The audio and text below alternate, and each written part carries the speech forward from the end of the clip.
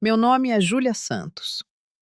Tenho 32 anos e a noite em que meu pai segurou meu cartão de visitas entre os dedos como se fosse um pedaço de lixo, mudou tudo entre nós para sempre. Preciso voltar ao começo para que vocês entendam como chegamos àquela mesa de jantar, porque as palavras dele me feriram tão profundamente e porque o que fiz em seguida não foi apenas por vingança, foi por sobrevivência.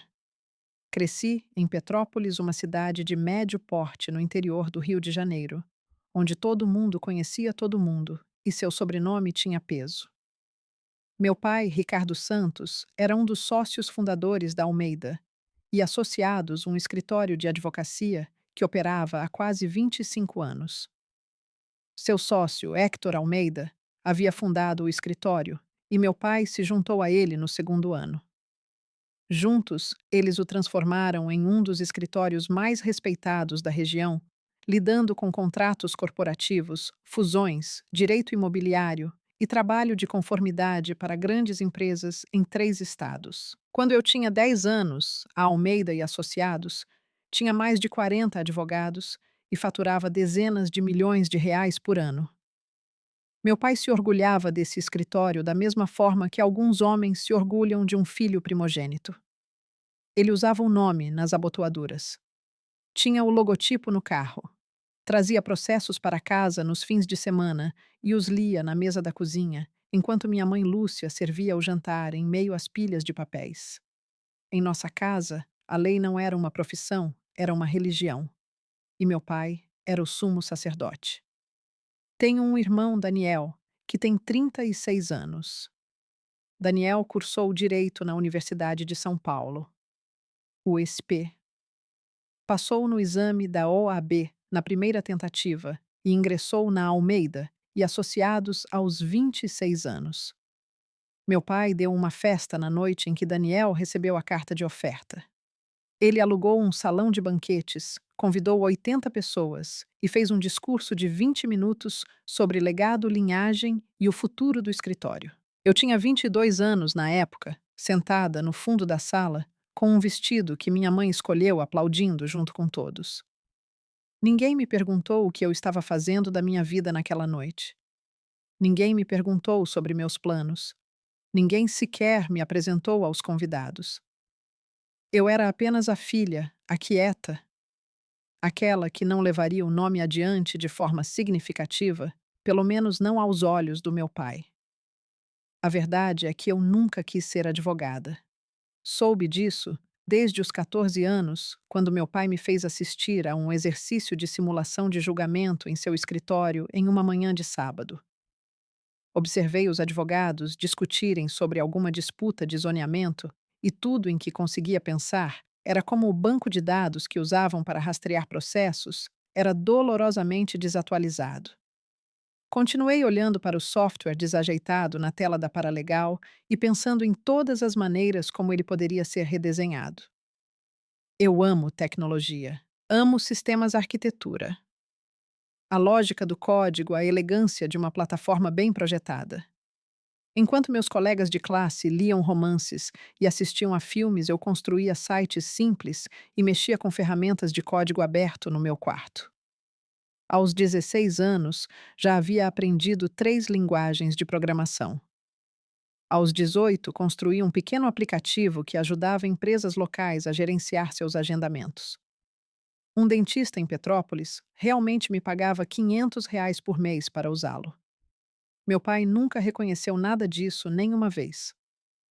Quando lhe disse que queria estudar ciência da computação no Instituto Tecnológico de Aeronáutica PMT-A, ele me olhou como se eu tivesse dito que queria me juntar a um circo.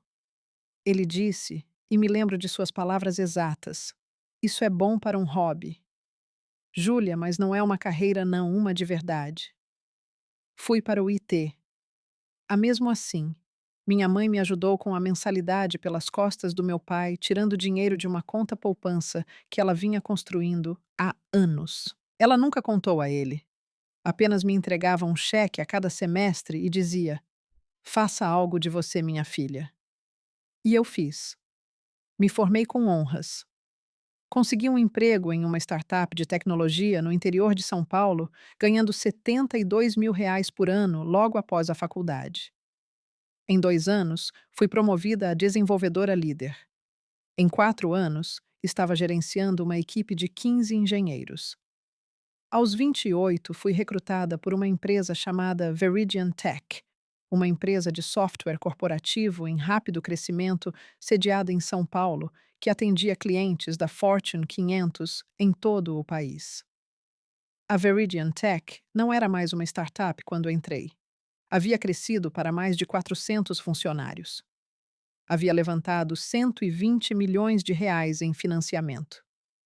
Atendia clientes nos setores de finanças, saúde, logística e serviços jurídicos. E quando entrei, fui contratada como vice-presidente de engenharia, reportando-me diretamente a C e uma mulher brilhante chamada Priya Chandran. Priya viu algo em mim que meu pai nunca viu. Ela viu uma construtora. Ela viu alguém que entendia tanto o lado técnico quanto o lado humano da tecnologia. Alguém que podia conversar com clientes e engenheiros na mesma reunião e fazer com que ambos os grupos se sentissem ouvidos. Em 18 meses, ela me promoveu a diretora de tecnologia CTO. Diretora de tecnologia de uma empresa com 400 funcionários, R$ 120 milhões em financiamento e clientes em todas as principais indústrias. Eu tinha 30 anos. Tinha meu próprio escritório no último andar de um edifício de vidro no centro de São Paulo. Tinha uma equipe de 60 engenheiros. Tinha participação acionária na empresa. Tinha um assento na mesa executiva. E meu pai ainda não me levava a sério. Todo Natal, todo aniversário, todo jantar era sempre o mesmo. Ele passava a primeira hora falando sobre Daniel e o escritório. Perguntava a Daniel sobre sua carga de trabalho, sobre os sócios, sobre as horas faturáveis. Ele irradiava orgulho quando Daniel mencionava um novo cliente ou um acordo bem-sucedido. Então, se houvesse tempo, ele se virava para mim e dizia algo como: Então, Júlia, ainda fazendo essa coisa de computador. A coisa de computador. Era assim que ele chamava, sempre. Não importa quantas vezes eu explicasse meu cargo, minhas responsabilidades, o tamanho da minha equipe, a receita que eu ajudava a gerar. Era sempre apenas a coisa de computador. Minha mãe tentava diminuir a distância. Ela dizia coisas como: Ricardo, a Júlia acabou de ser promovida novamente. Ou: Ricardo, você viu a matéria sobre a empresa da Júlia no Jornal de Negócios? Ele assentia educadamente e mudava o assunto de volta para o escritório, para Daniel, para Pitley.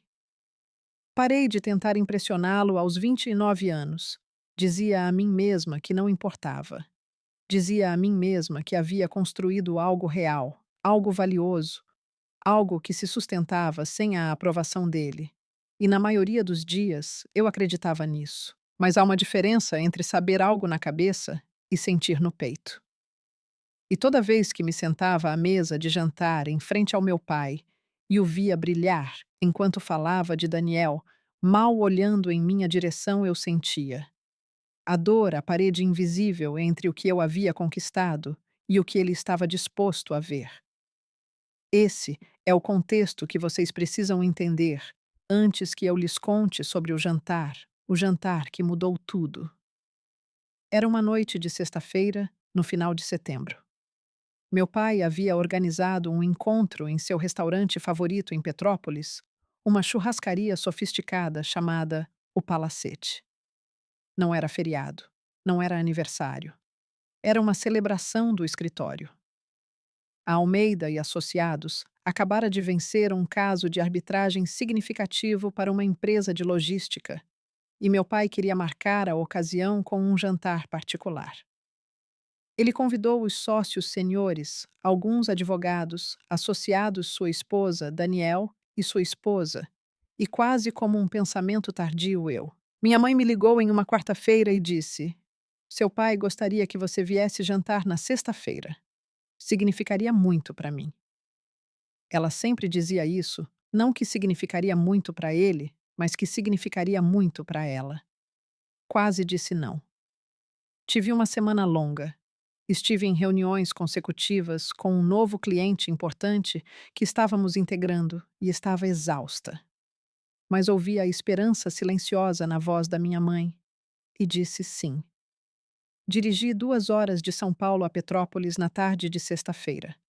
Vestia um blazer azul marinho, sob medida uma blusa de seda e meus melhores sapatos. Carregava minha pasta de couro, a mesma que levava para as reuniões de conselho. Dentro dela, entre outras coisas, estavam meus cartões de visitas, aqueles que a empresa da Priya havia encomendado para mim quando fui promovida a CT, ou impressos em papel linho grosso com letras em relevo. Eram lindos profissionais reais. Eu ainda não sabia que aqueles cartões se tornariam a faísca que queimaria uma ponte que eu vinha mantendo unida com minhas próprias mãos por 32 anos. O Palacete era o tipo de restaurante que cheirava a dinheiro antigo e carne grelhada com painéis de madeira escura, estofados de couro, iluminação tênue e uma carta de vinhos mais grossa que a maioria dos romances. Meu pai havia reservado a sala de jantar privada nos fundos, um espaço com uma longa mesa de mogno que acomodava 14 pessoas e tinha seu próprio bar. Quando cheguei, a maioria dos convidados já estava lá. Héctor Almeida, o sócio fundador, estava perto do bar, segurando um copo de uísque. Ele tinha 63 anos, cabelos grisalhos, ombros largos, e era o tipo de homem que fazia qualquer sala parecer menor só de estar nela. Ao lado dele estavam outros 2 sócios senhores, Nuno Franco e Rogério Cruz. Ambos tinham seus 50 e poucos anos. Ambos vestiam ternos escuros, ambos riam de algo que Héctor acabara de dizer. Meu pai estava na outra extremidade da sala com Daniel. Eles estavam lado a lado e meu pai tinha a mão nas costas de Daniel enquanto conversavam com uma mulher que reconheci como Clara Vasconcelos, uma das sócias mais jovens que havia feito nome no direito contratual. Ela era perspicaz, elegante e tinha o tipo de confiança que vem de ser levada a sério pelas pessoas ao seu redor. Minha mãe estava sentada à mesa sozinha, arrumando seu guardanapo.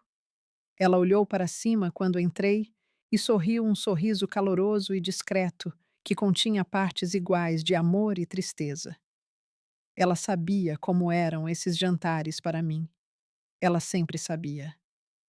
Júlia, você veio, ela disse, levantando-se para me abraçar. Eu disse que viria.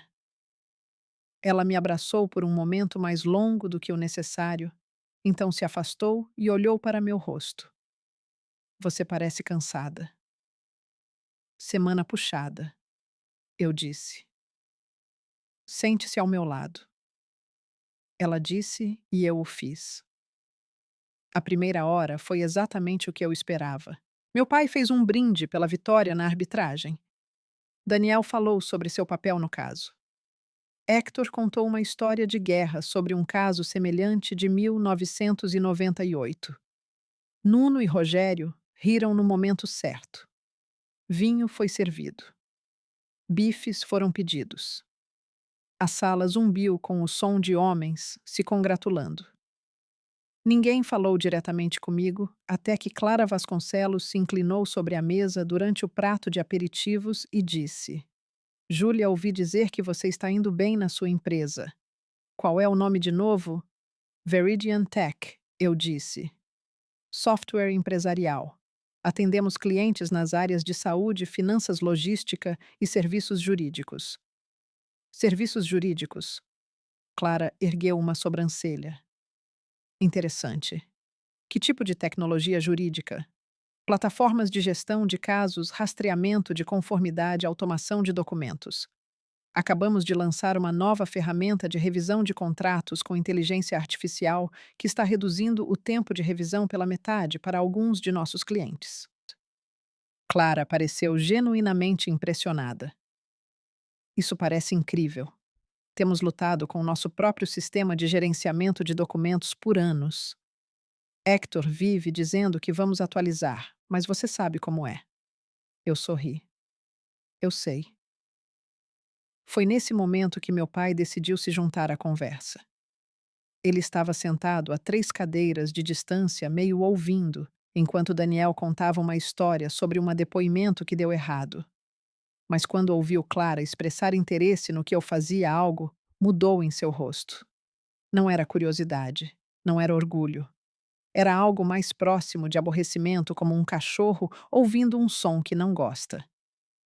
Júlia, você tem um dos seus cartõezinhos? Ele perguntou, sua voz cortando o ruído da mesa. A forma como ele disse cartõezinhos fez parecer que eu estava distribuindo panfletos caseiros para uma quermesse. Hesitei. Algo em seu tom me disse que não era um pedido sincero, mas minha mãe me deu um pequeno aceno e eu peguei minha pasta e tirei um cartão de visitas. Entreguei-o a ele através da mesa. Ele o pegou entre o polegar e o indicador e o segurou contra a luz como se estivesse examinando uma nota falsificada. Chief Technology Officer. Ele leu em voz alta, e a forma como ele disse isso fez a sala ficar em silêncio. Não de uma vez, mas gradualmente, como a maré baixando. Conversas morreram no meio da frase.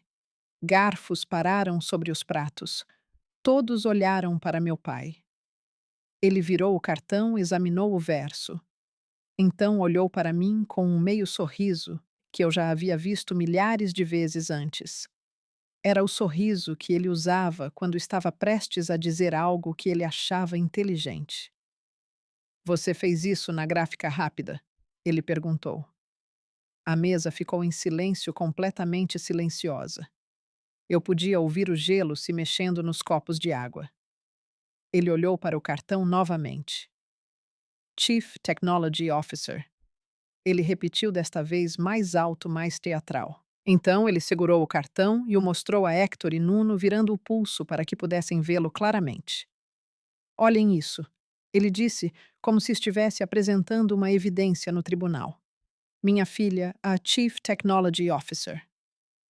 Ele disse o título como se fosse uma piada, como se as palavras em si fossem ridículas, como se a ideia de que sua filha pudesse ter um título como aquele fosse inerentemente absurda. Impresso em casa, ele continuou rindo. Ele virou o cartão novamente. Sabe, hoje em dia, qualquer um pode imprimir qualquer coisa em um cartão. Você poderia colocar Rainha da Inglaterra ali e distribuir em um evento de networking. Nuno soltou uma risada pequena e desconfortável. Rogério desviou o olhar. Clara encarava seu prato.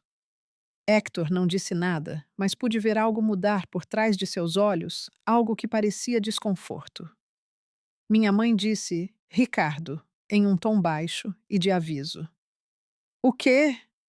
Meu pai respondeu ainda sorrindo.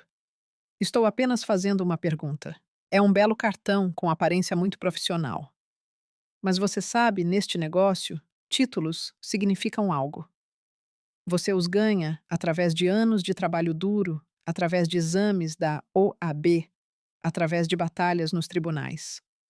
Você não recebe um título apenas porque trabalha em alguma empresa de tecnologia da qual ninguém nunca ouviu falar. Sentei ali muito imóvel e senti algo dentro de mim mudar. Não era raiva, não exatamente. Era mais como uma chave girando, uma porta se fechando. Uma decisão sendo tomada em um lugar mais profundo do que o pensamento consciente.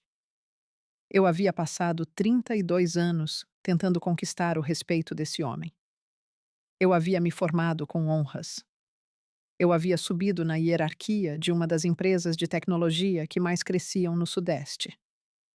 Eu havia construído sistemas que atendiam clientes da Fortune 500. Eu tinha uma equipe que me respeitava, uma CI, o que acreditava em mim, uma carreira que eu havia construído tijolo por tijolo, sem a ajuda dele, sem o dinheiro dele, sem o nome dele. E ele estava sentado à mesa de jantar na frente de seus colegas, segurando meu cartão de visitas como se fosse uma piada. Olhei para minha mãe. Seus olhos estavam úmidos. Ela tinha a mão pressionada contra a boca da maneira que sempre fazia quando tentava conter algo. Olhei para Daniel. Ele estava olhando para a mesa com a mandíbula tensa. Ele não me defendeu. Nunca o fez. Ele não era uma pessoa cruel, mas era um covarde nas maneiras que mais importavam, com muito medo de perder seu lugar à direita do nosso pai para jamais me defender. Olhei para Clara. Ela encontrou meus olhos e vi algo em sua expressão que nunca esquecerei. Era pena. Clara Vasconcelos, uma mulher que eu mal conhecia, sentia pena de mim. E essa foi a coisa que finalmente rompeu. Peguei meu guardanapo. Coloquei-o cuidadosamente sobre a mesa. Estendi a mão e gentilmente tirei meu cartão de visitas da mão do meu pai. Ele me deixou ainda sorrindo, ainda pensando que era uma piada inofensiva. Bom jantar, eu disse. Minha voz estava calma, não tremendo, não emocional, não dramática. Apenas calma. O tipo de calma que vem quando você finalmente toma uma decisão que deveria ter tomado anos atrás. Levantei. Empurrei minha cadeira. Peguei minha bolsa. Júlia, minha mãe disse, sua voz falhando. Eu te amo, mãe. Eu te ligo amanhã. Saí da sala de jantar privada. Atravessei o restaurante principal. Passei pelo balcão da recepcionista e fui para o estacionamento. O ar de setembro estava fresco e cheirava a chuva. Sentei no meu carro por cerca de 2 minutos apenas respirando. Então peguei meu telefone e escrevi um e-mail. O e-mail era endereçado a uma pessoa, Shanti Kapoor, a conselheira-geral da Veridian Tech. Shanti era uma força da natureza de 45 anos que havia passado uma década em um escritório de advocacia de primeira linha em Brasília antes de se juntar à Veridian.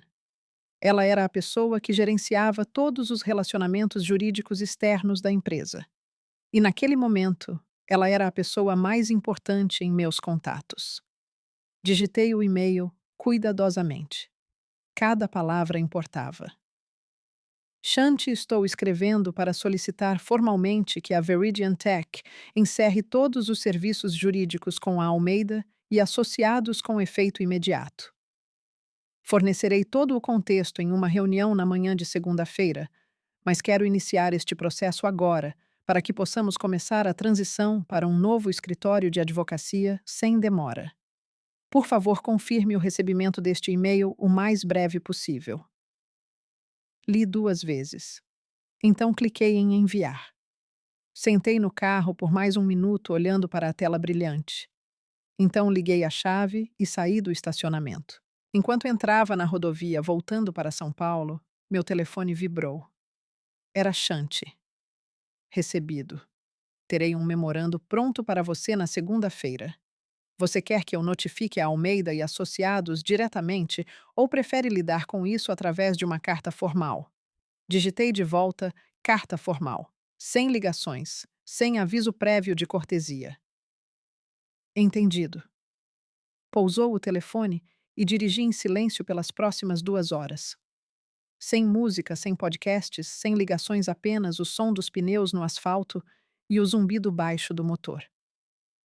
E em algum lugar na distância atrás de mim, em uma sala de jantar privada no palacete, meu pai ainda estava dando ordens, ainda celebrando seu escritório, ainda se deleitando com o brilho de sua própria importância. Ele não tinha ideia do que estava por vir. Para entender o que aquele e-mail significava, vocês precisam entender o que a Veridian Tech significava para a Almeida e associados. E para entender isso, preciso explicar como a relação entre as duas empresas surgiu em primeiro lugar. Quando entrei na Veridian Tech como vice-presidente de engenharia aos 28 anos, a empresa estava crescendo mais rápido do que sua infraestrutura podia suportar. Estávamos fechando novos clientes corporativos a cada trimestre. Estávamos expandindo para novos mercados. Estávamos contratando dezenas de engenheiros vendedores e equipe de operações todos os meses. E com todo esse crescimento veio uma montanha de trabalho jurídico. Contratos, revisões de conformidade, depósitos de propriedade intelectual, questões de direito trabalhista, acordos com fornecedores e questões regulatórias em todos os estados onde operávamos. Priya Chandran, a CEO da Veridian, havia construído a empresa do zero. Ela começou em seu apartamento com 2 engenheiros e um quadro branco. Quando entrei, ela havia levantado 120 milhões de reais, contratado mais de 400 pessoas e transformado a Veridian em uma das empresas de software empresarial mais respeitadas do Sudeste. Mas o trabalho jurídico não era seu ponto forte. Ela precisava de um escritório que pudesse lidar com o volume e a complexidade de uma empresa que dobrava de tamanho a cada 18 meses. Na época, a Veridian estava usando um pequeno escritório boutique em São Paulo para a maioria de suas necessidades legais, mas a boutique não conseguia acompanhar. Os depósitos estavam atrasados, as revisões eram descuidadas. Um problema de conformidade quase nos custou um grande cliente da área da saúde, porque alguém no escritório de advocacia perdeu um prazo regulatório por 3 dias. Priya me chamou para uma reunião uma tarde e disse: Júlia, preciso de um escritório que realmente possa nos atender. Você cresceu entre advogados. Conhece alguém? Eu conhecia alguém. Eu conhecia um escritório inteiro. Eu conhecia a Almeida e Associados, o escritório que meu pai havia ajudado a construir ao longo de 25 anos, o escritório que lidava com contratos corporativos e trabalho de conformidade para algumas das maiores empresas de Minas Gerais. Eu conhecia suas capacidades, sua reputação, seus sócios seniores. Eu também sabia que recomendá-los significaria dar ao escritório do meu pai uma tábua de salvação em um momento em que eles precisavam. A indústria jurídica estava mudando. Escritórios de médio porte estavam perdendo clientes para escritórios nacionais maiores e para equipes jurídicas internas. A Almeida e Associados havia se mantido estável por anos, mas sua receita havia estagnado. Eles precisavam de um grande cliente para impulsioná-los para o próximo nível. Lutei com a decisão por uma semana. Parte de mim não queria dar nada ao meu pai. Parte de mim queria provar que eu podia ser generosa, mesmo quando ele não era. Parte de mim, e essa é a parte da qual não me orgulho ainda. Esperava que trazer um cliente importante para o escritório dele finalmente o fizesse me enxergar. Recomendei a Almeida e associados a Priya. Ela os avaliou, se encontrou com Hector e meu pai e assinou um contrato de honorários em 60 dias. O contrato valia 1.800.000 reais por ano. Deixe-me dizer novamente para que fique claro. 1.800.000 reais por ano. Isso era o que a Veridian Tech pagava a Almeida e associados por serviços jurídicos. Cobria o trabalho contínuo de conformidade, revisões de contratos, depósitos de propriedade intelectual, orientação em direito trabalhista e suporte sob demanda para nossa equipe executiva. Foi o maior contrato de cliente individual que a Almeida e Associados já havia garantido. Representava aproximadamente 12% de sua receita anual total.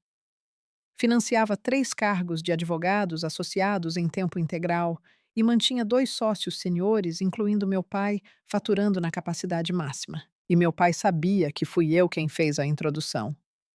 Priya disse a ele diretamente durante a reunião de assinatura. Ela disse: Você deveria estar orgulhoso de sua filha. Ela é a razão de estarmos aqui. Você sabe o que meu pai disse? Ele disse: Júlia sempre foi prestativa. Só isso. Não orgulhoso. Não grato. Não minha filha nos trouxe o maior cliente da história deste escritório. Apenas prestativa. Como se eu tivesse passado o sal no jantar. Isso foi há 3 anos. Por 3 anos, a Almeida e Associados lidou com o trabalho jurídico da Veridian Tech. Por 3 anos, eles faturaram 1.800.000 reais anualmente da relação que eu havia criado. Por 3 anos, meu pai coletou sua parte dos lucros desse contrato, foi a reuniões de sócios, onde a conta da Veridian era discutida, e nunca nem uma única vez conectou sua boa fortuna à filha que ele desprezava. E agora, sentada no meu carro em uma estrada escura, com o gosto da humilhação ainda fresco na boca, eu acabara de enviar um e-mail que acabaria com tudo isso. Na manhã de segunda-feira, cheguei aos escritórios da Veridian às 7h15, 45 minutos antes do meu horário habitual. Shanti Kapoor já estava na sala de conferências no 14º andar. Uma pilha de documentos à sua frente, 2 xícaras de café na mesa. Eu peguei tudo no fim de semana, ela disse enquanto eu me sentava. Cada contrato ativo, cada assunto pendente, cada item faturável atualmente em processo com a Almeida e Associados. Quantos assuntos em aberto? Perguntei. 17. 3 são críticos relacionados ao depósito de conformidade de saúde da Ashford, a revisão da fusão da Greenbrier e a disputa trabalhista com o ex-diretor de vendas em nosso escritório de Curitiba. O restante é rotineiro e pode ser transferido em 30 dias. Com que rapidez podemos mover os assuntos críticos? Shanti fez uma pausa. Se trouxermos um novo escritório esta semana e eles começarem a trabalhar imediatamente, podemos ter uma transição limpa em 45 a 60 dias. Custará alguma sobreposição no faturamento, mas é gerenciável. Faça, eu disse.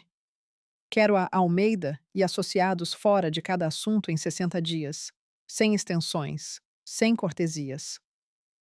Shanti estudou meu rosto. Ela me conhecia há quase 4 anos. Ela me viu em salas de conselho, em reuniões de crise, em negociações com clientes bilionários. Ela nunca me viu assim. Júlia, ela disse cuidadosamente, quero ter certeza de que esta é uma decisão de negócios e não pessoal. Eu a respeitei por perguntar. Era o trabalho dela proteger a empresa, não proteger meus sentimentos. É ambos, eu disse.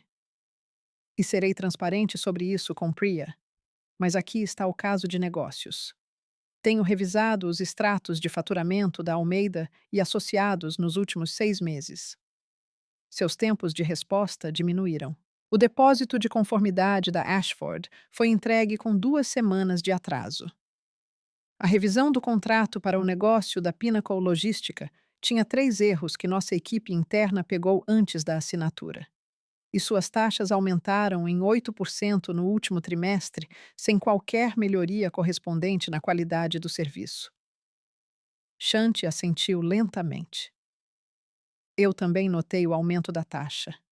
Eu o sinalizei no meu relatório trimestral. Então não sou apenas eu chateada por causa de um jantar. Eu disse. Esta sou eu sendo uma CT. O que tem observado nosso conselheiro externo ter um desempenho abaixo do esperado por meses e finalmente decidindo que é o suficiente. Shanti recostou-se na cadeira. Vou redigir a carta de rescisão hoje. Para quem você quer que eu a envie? Héctor Almeida. Ele é o sócio administrador. Copie a caixa de entrada geral, mas enderece diretamente a Héctor. E seu pai? Ele descobrirá quando Héctor lhe contar. Shanti assentiu. Ela não fez mais perguntas. Ela não precisava. Até quarta-feira, a carta de rescisão foi assinada por Priya, contra-assinada por Shanti e entregue por correio registrado aos escritórios da Almeida e associados em sua localização no centro de Petrópolis. A carta tinha 3 páginas. Foi escrita profissionalmente e citava preocupações com o desempenho, aumentos de taxas e uma decisão estratégica de consolidar os serviços jurídicos com um único escritório nacional de serviço completo. Não mencionava meu nome, não mencionava o jantar, não mencionava cartões de visita gráfica rápida ou a palavra prestativo. Era limpo, corporativo e devastador. E eu sabia exatamente quando chegou, porque na tarde de quinta-feira meu telefone tocou. Era minha mãe. Júlia, ela disse, e sua voz estava tensa de um jeito que eu nunca tinha ouvido antes. Seu pai recebeu uma carta da sua empresa. Eu sei. Ele está no escritório. A porta está fechada. Héctor veio há 1 hora. Eles estão lá dentro juntos desde então. Certo. Júlia, você fez isso. Respirei fundo. Sim. Houve um longo silêncio na linha. Eu podia ouvir minha mãe respirando. Eu podia ouvir o tic-tac fraco do relógio no corredor da casa onde cresci. Eu entendo. ela disse finalmente. E então, tão baixinho que quase perdi, ela acrescentou: Não vou dizer que você está errada. Foi tudo o que ela disse. Desligamos e eu sentei no meu escritório olhando para o horizonte de São Paulo, através das janelas do chão ao teto, sentindo algo que eu não esperava. Eu me senti livre. As consequências na Almeida e Associados foram rápidas, brutais e irreversíveis. Não ouvi os detalhes do meu pai. Ele não me ligou. Ele não mandou mensagem. Ele não mandou e-mail. Nas primeiras 72 horas após a chegada da carta de rescisão, não ouvi nada dele. Em vez disso, a história chegou a mim em pedaços retransmitida pela minha mãe por Daniel e, eventualmente, por uma fonte que eu nunca original missing named or knew what happened. Quando Héctor Almeida abriu a carta na tarde de quinta-feira, ele a leu 2 vezes. A colocou em sua mesa e sentou em silêncio por 5 minutos inteiros. Então ele pegou o telefone e ligou para meu pai. A conversa, de acordo com o que Héctor depois disse a Daniel, durou 11 minutos. Héctor leu a carta em voz alta. Meu pai o interrompeu 3 vezes para dizer que deveria haver um engano. Héctor lhe disse que não havia engano. A carta estava em papel timbrado oficial, assinada pela CEO e pela conselheira-geral da Veridian Tech. Citava questões específicas de desempenho. Estabelecia um prazo de transição de 60 dias e deixava claro que a decisão era final. Meu pai foi imediatamente ao escritório de Hector. Eles fecharam a porta. Ficaram lá por 2 horas. O que saiu daquela reunião não foi um plano, foi pânico. A Veridian Tech não era apenas um cliente, era o cliente. 1.800.000 reais por ano. 12% da receita do escritório. A conta que havia justificado a contratação de 3 associados e a expansão da prática de conformidade. Perder a Veridian não significava apenas perder dinheiro. Significava reestruturação, demissões e um golpe na reputação do escritório que reverberaria pela comunidade jurídica de Petrópolis por meses. Héctor convocou uma reunião de sócios para a manhã de sexta-feira. Todos os 6 sócios senhores foram obrigados a comparecer. Meu pai, que nunca havia perdido uma reunião de sócios em 24 anos, chegou com 20 minutos de atraso. Sua gravata estava torta. Seus olhos estavam vermelhos. Minha mãe me disse mais tarde que ele não havia dormido. A reunião durou 4 horas. Não sei tudo o que foi dito, mas sei os pontos-chave, porque Clara Vasconcelos, a sócia mais jovem, me enviou uma mensagem de texto naquela sexta-feira à noite.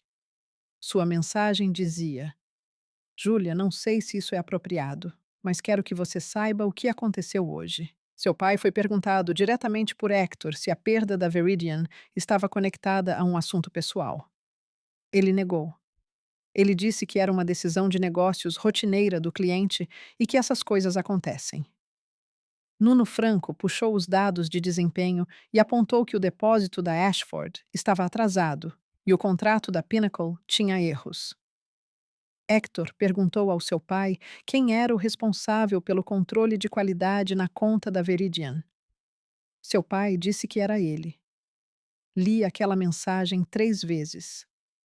Meu pai estava pessoalmente supervisionando a conta da Veridian, o maior cliente da história do escritório trazido por sua própria filha, e ele havia deixado a qualidade cair.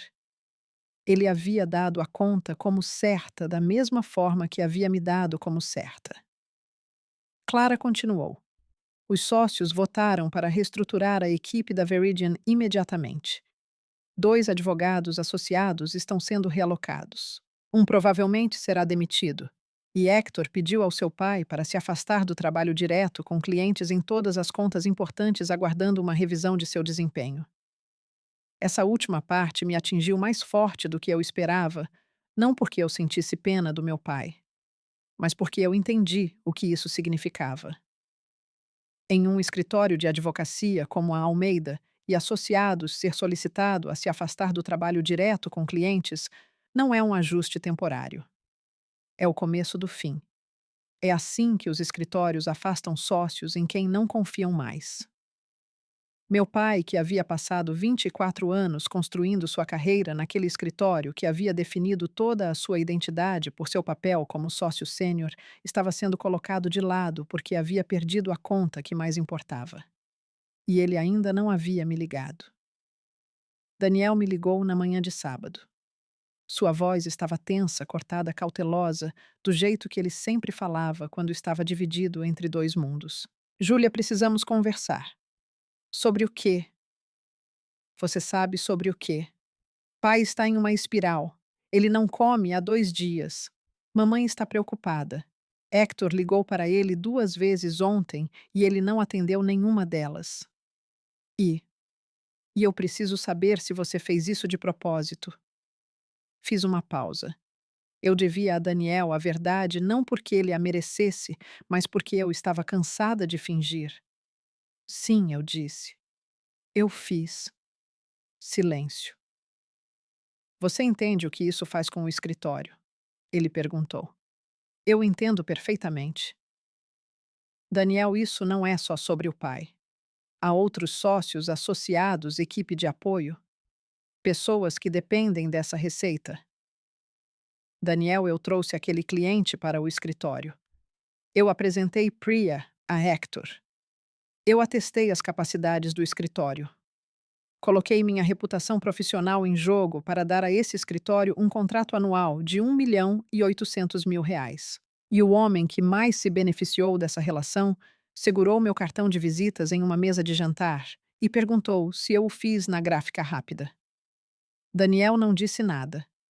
Ele zombou do meu título na frente de seus colegas. Ele comparou a imprimir Rainha da Inglaterra em um cartão. Ele fez isso enquanto eu estava sentada bem ali, enquanto a mamãe estava sentada bem ali, enquanto uma sala cheia de pessoas assistia e não dizia nada. Eu sei, Daniel disse baixinho. Você estava lá, eu disse. Você estava sentado a 3 cadeiras de distância e não disse uma palavra. Outro silêncio. Mais longo desta vez. Eu sei, ele disse novamente. Então não me ligue e pergunte se eu entendo as consequências. Eu as entendo melhor do que ninguém. Eu construí a ponte. Tenho todo o direito de queimá-la. Daniel exalou lentamente. O que você quer? Júlia, você quer que ele peça desculpas. Não quero nada dele. Eu disse. Esse é o ponto. Pela primeira vez na minha vida, não preciso de nada de Ricardo Santos. Não preciso da aprovação dele. Não preciso da validação dele. Não preciso que ele diga meu título em voz alta sem rir. Só preciso que ele entenda que as ações têm consequências, mesmo quando você é um sócio sênior em um escritório de advocacia, especialmente então. Daniel desligou sem se despedir. Eu não o culpei. Ele estava vendo o único mundo que ele havia conhecido começar a rachar e ele não sabia como mantê-lo unido. Nas 2 semanas seguintes, a situação na Almeida e Associados deteriorou-se rapidamente. Hector Almeida, que havia construído o escritório do nada e o gerenciado com mão de ferro por 25 anos, estava furioso. Não apenas pela receita perdida, mas pela razão por trás dela. Porque, apesar do que meu pai disse aos sócios, a verdade acabou vindo à tona. Ela veio à tona porque Clara Vasconcelos contou a Hector. Ela foi ao escritório dele na segunda-feira, após a reunião de sócios, e contou a ele exatamente o que havia acontecido no palacete. Ela descreveu como meu pai havia segurado meu cartão, zombado do meu título comparado a algo impresso em uma gráfica rápida, e feito tudo isso na frente de clientes e colegas. Hector ouviu. Então ele fez uma pergunta. Júlia Santos nos trouxe a conta da Veridian. Sim, Clara disse. Priya Chandran disse isso diretamente durante a reunião de assinatura. Hector fechou os olhos. Então Ricardo insultou a pessoa que nos trouxe nosso maior cliente e agora esse cliente está saindo. Está correto. Hector levantou-se, caminhou até sua janela e olhou para o horizonte de Petrópolis por um longo tempo. Então ele disse: Traga-me o contrato de sociedade. Quero revisar as cláusulas de conduta. Eu não soube dessa conversa até muito depois, mas quando soube, entendi que Hector não estava apenas zangado com o dinheiro. Ele estava zangado com a estupidez. Ele estava zangado porque um sócio de seu escritório havia sido tão cegado por seu próprio ego, tão empenhado em diminuir sua própria filha, que havia destruído um relacionamento que valia quase 2 milhões de reais por ano. Essa é a questão da arrogância. Ela não machuca apenas as pessoas a quem se destina. Ela machuca todos no raio de impacto. E o raio de impacto da arrogância do meu pai estava prestes a ficar muito maior. 3 semanas depois que a carta de rescisão foi enviada à Veridian Tech, assinou um novo contrato de serviços jurídicos com um escritório chamado Braga Leite e Cavalcante, um escritório nacional com escritórios em São Paulo, Rio de Janeiro, Curitiba e Brasília. Sua prática corporativa era 3 vezes o tamanho da Almeida e Associados, e sua infraestrutura de tecnologia jurídica estava anos à frente. Shanti Kapoor gerenciou a transição impecavelmente. Cada assunto em aberto foi transferido dentro da janela de 60 dias. Cada protocolo foi contabilizado. Cada documento foi catalogado e entregue. A Braga Leite e Cavalcante atribuiu uma equipe dedicada de 6 advogados à conta da Veridian, liderada por uma sócia sênior chamada Vera Dantas, que tinha 20 anos de experiência em conformidade no setor de tecnologia. A transição foi perfeita. Na verdade, foi melhor que perfeita. No primeiro mês, Vera e sua equipe identificaram 2 lacunas de conformidade que a Almeida e Associados havia perdido, uma em um protocolo de tratamento de dados de saúde e outra em um acordo com um fornecedor europeu. Ambas poderiam ter resultado em multas de 6 dígitos se não fossem corrigidas. Priya me chamou em seu escritório depois que os resultados da auditoria voltaram. Júlia, ela disse, recostando-se na cadeira. Quero te agradecer. Pelo quê? Por ter insistido nisso. Eu sei que foi pessoal para você e sei que não foi fácil, mas o novo escritório já está superando. Estamos mais protegidos. O produto do trabalho é mais limpo e, francamente, a comunicação é do dia para a noite. Vera responde a e-mails em 4 horas. Nosso antigo escritório levava 4 dias. Eu assenti. Eu deveria ter sinalizado os problemas de desempenho antes. Deixei a conexão pessoal obscurecer meu julgamento. Priya balançou a cabeça. Você recomendou um escritório que você conhecia. Isso não é uma falha. A falha foi deles por darem nosso negócio como certo. Ela fez uma pausa. Você falou com seu pai. Não. Você vai. Eu não sei. Priya me estudou por um momento. Ela era uma mulher que entendia a complexidade, que sabia que negócios e família e identidade podiam se emaranhar de maneiras que nenhum organograma poderia desembaraçar. Você não deve a ninguém uma explicação por tomar a decisão certa, ela disse. Mas se você decidir falar com ele, faça isso por você, não por ele. Agradeci e voltei para o meu escritório. Suas palavras ficaram comigo por dias. Enquanto isso, de volta a Petrópolis, as consequências continuaram a se desenrolar. Minha mãe me ligava dia sim, dia não. Ela tentava se manter neutra, mas eu podia ouvir a tensão em sua voz. Ela me disse que meu pai estava dormindo em seu escritório em casa na maioria das noites. Ele não estava indo ao escritório todos os dias. Ele havia começado a beber uísque à tarde, algo que ele nunca havia feito antes. Ele está com medo, Júlia, ela disse durante uma ligação. Nunca o vi assim. Medo do quê? De perder seu lugar no escritório nesta cidade em sua vida. Ele perdeu seu lugar na minha vida há muito tempo, mãe. Ele apenas não percebeu. Ela ficou em silêncio por um momento. Ele percebeu. Ele apenas não sabia como dizer. Eu não concordei com ela, mas não discuti. Minha mãe havia passado 35 anos traduzindo o silêncio do meu pai em algo que soava como amor. Eu não podia tirar isso dela. Era tudo o que ela tinha. Daniel me ligou mais uma vez, 2 semanas depois de nossa primeira conversa. Desta vez, seu tom era diferente, menos defensivo, mais resignado. Hector revisou o contrato de sociedade. Ele disse: há uma cláusula de conduta. Se o comportamento de um sócio causar dano material ao escritório, os outros sócios podem votar para reduzir sua participação acionária. Eles vão fazer isso.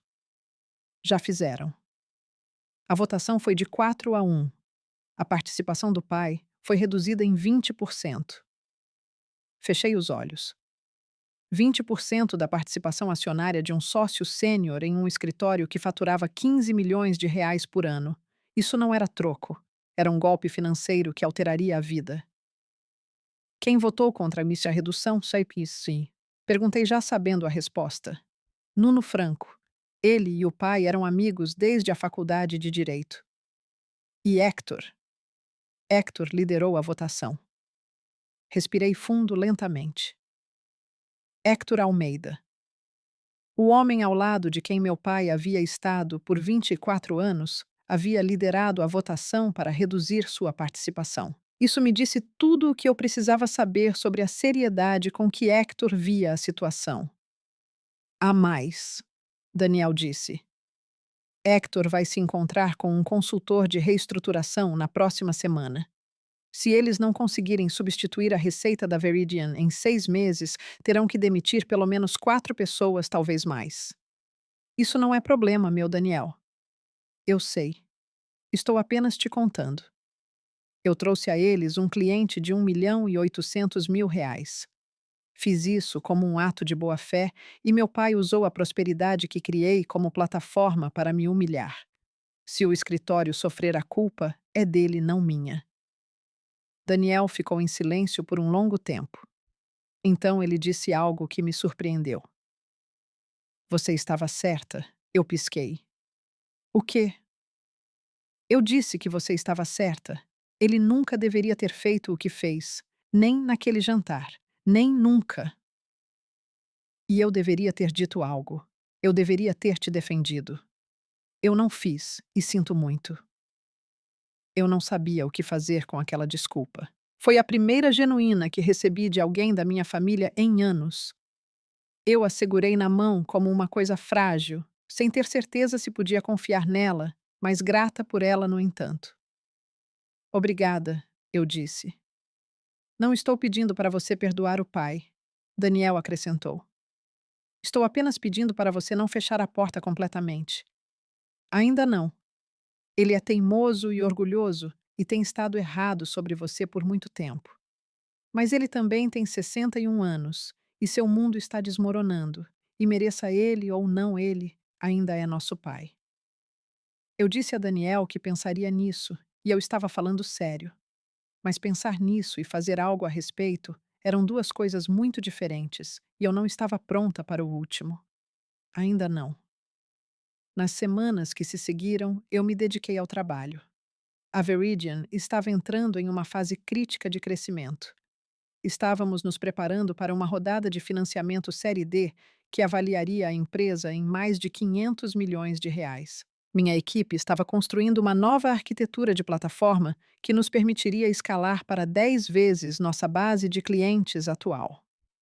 Eu estava trabalhando 12 horas por dia, liderando reuniões com investidores, voando para Nova York e São Francisco para sessões de pitch e gerenciando uma equipe que havia crescido de 60 para 85 engenheiros.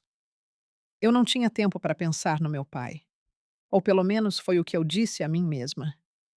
A verdade é que eu pensava nele todos os dias. Não com raiva, não com satisfação, não com arrependimento, apenas com uma espécie de consciência pesada, como carregar uma pedra no bolso, que você não consegue largar porque esqueceu onde a pegou. Eu continuava vendo o rosto dele naquela mesa de jantar, a forma como ele segurava meu cartão, a forma como ele disse gráfica rápida, como se fosse a palavra mais engraçada da língua portuguesa. E eu continuava ouvindo a voz de Clara em minha cabeça, dizendo as palavras que me contaram a verdade sobre o quão profundamente sua negligência havia me ferido. Seu pai foi perguntado diretamente por Hector se a perda da Veridian estava conectada a um assunto pessoal. Ele negou. Ele negou. Ele negou. Mesmo quando confrontado com a verdade. Mesmo quando a evidência estava na mesa de Hector na forma de uma carta de rescisão de 3 páginas. Meu pai não conseguia admitir que havia causado isso. Que sua desconsideração pela própria filha havia custado ao escritório seu cliente mais valioso. Aquela negação me disse mais do que qualquer desculpa jamais poderia. Ela me disse que o orgulho do meu pai era mais forte do que sua honestidade. E se um homem não consegue ser honesto sobre o dano que causou, ele não pode ser confiável para parar de causá-lo. Então eu fiz o que sempre fiz. Continuei construindo. Continuei trabalhando. Continuei provando não para ele, mas para mim mesma, que eu era exatamente quem meu cartão de visitas dizia que eu era. Chief Technology Officer. Não impresso na gráfica rápida, não feito em casa. Conquistado através de anos de suor sacrifício e recusa teimosa em deixar qualquer um, especialmente o homem que deveria ter acreditado em mim, primeiro definir meu valor. 2 meses depois da carta de rescisão, algo inesperado aconteceu. Algo que mudou o rumo da história de uma forma que eu não poderia ter previsto. Eu estava em meu escritório em uma tarde de terça-feira, revisando os documentos de due diligence técnica para nossa rodada Série D, quando minha assistente bateu na porta e disse: Júlia, há um homem chamado Hector Almeida no saguão. Ele não tem hora marcada. Ele diz que precisa de 5 minutos. Eu larguei minha caneta. Hector Almeida. Em meu saguão. Sem hora marcada. Mande-o subir, eu disse. Quando Hector entrou em meu escritório, ele parecia diferente da última vez que o vi no palacete. Ele ainda era alto e de cabelos grisalhos ainda impecavelmente vestido, mas havia uma tristeza sobre ele agora, um peso em seus ombros que não estava lá antes. Ele apertou minha mão e sentou na cadeira em frente à minha mesa. Ele não perdeu tempo com formalidades. Júlia, serei direto com você. Vim aqui hoje porque lhe devo algo que seu pai não lhe dará. O quê? Uma conversa honesta. Ele colocou as mãos sobre a mesa. Eu sei por que você retirou a conta. Eu sei o que aconteceu naquele jantar. Clara me contou tudo e quero que você saiba que tenho vergonha do que aconteceu naquela sala. Eu não respondi. Eu queria ouvir o que ele tinha a dizer. Seu pai é um advogado talentoso. Hector continuou. Ele foi meu sócio por 24 anos, mas ele tem um ponto cego do tamanho de um cânion e ele está centrado diretamente em você. Eu o observei desconsiderá-la por todo o tempo que o conheço. Eu o observei celebrar seu irmão e ignorá-la. Eu o ouvi se referir ao seu trabalho como a coisa de computador, em reuniões de sócios, na frente de pessoas que deveriam ter tido o bom senso de não rir. Ele fez uma pausa e eu não disse nada. Por anos eu não disse nada, porque era a família dele e eu disse a mim mesmo que não era meu lugar. Mas quando o comportamento dele custou a este escritório seu maior cliente, tornou-se meu lugar. Porque seu ponto cego não é mais pessoal. É profissional. É financeiro. É existencial para um escritório que eu construí do zero. O que você quer de mim, Hector? Perguntei. Eu não quero a conta de volta, ele disse. Eu sei que isso já passou. Você tomou a decisão de negócios correta e a Braga Leite e Cavalcante irá atendê-la bem. Não estou aqui para negociar. Então, por que você está aqui? Ele me olhou com uma expressão que eu não esperava. Não era pena, não era estratégia, era respeito. Estou aqui porque queria olhar nos seus olhos e dizer que seu pai está errado sobre você. Ele tem estado errado sobre você por 32 anos, e o fato de você ter construído uma carreira tão notável, apesar do absurdo dele, Me diz mais sobre seu caráter do que qualquer coisa que ele já tenha feito em um tribunal. Senti minha garganta apertar. Eu não esperava por isso. Não de Héctor Almeida, não do homem que havia fundado o escritório que meu pai idolatrava. Ele não vai mudar, vai? Perguntei. Héctor suspirou. Eu não sei. Conheço Ricardo há muito tempo. Ele é orgulhoso, é teimoso. Ele se define por um conjunto muito estreito de realizações, e qualquer coisa que caia fora dessa definição é invisível para ele. Você, sua carreira, seu sucesso, caem fora de sua definição. E em vez de expandir sua visão de mundo para incluí-la, ele passou 32 anos tentando encolhê-la para caber na caixa que ele já tem. Essa foi a descrição mais precisa do meu pai que eu já tinha ouvido e veio de seu próprio sócio. Eu reduzi sua participação acionária, Héctor disse. Você provavelmente já sabe disso. Daniel me contou. Bom, quero que saiba que não foi punitivo, foi corretivo. O comportamento de Ricardo causou dano material ao escritório. O contrato de sociedade permite ajustes de participação nessas circunstâncias, mas quero que entenda que não tive prazer em fazê-lo. Ele é meu sócio, ele é meu amigo, mas a amizade não o isenta de responsabilidade. Eu assenti. Mais uma coisa. Héctor disse, levantando-se. Conheci Priya Chandran quando assinamos o contrato de honorários há 3 anos. Ela me disse naquele dia que você era a tecnóloga mais talentosa com quem ela já havia trabalhado. Eu descartei na época porque não entendia o que isso significava. Sou advogado. Penso em termos de precedente e estatuto, mas passei os últimos 2 meses aprendendo o que a Veridian Tech faz e quero que saiba que agora eu entendo. O que você constrói importa. Os sistemas, as plataformas, as ferramentas, eles importam. E você importa. Ele estendeu a mão. Eu a apertei. Obrigada, Hector. Ele caminhou até a porta, então se virou. Se seu pai algum dia cair em si, será um homem de sorte, porque a filha que ele tem desprezado vale mais do que todos os sócios do meu escritório juntos. E então ele saiu. Sentei na minha cadeira por um longo tempo depois que Hector saiu. Chorei. Não lágrimas altas e bagunçadas, mas o tipo silencioso que vem quando algo que você vem guardando por anos, finalmente, é reconhecido por alguém além de você mesma. A visita de Hector não consertou nada. Não reparou meu relacionamento com meu pai. Não desfez os anos de desprezo, mas fez algo igualmente importante.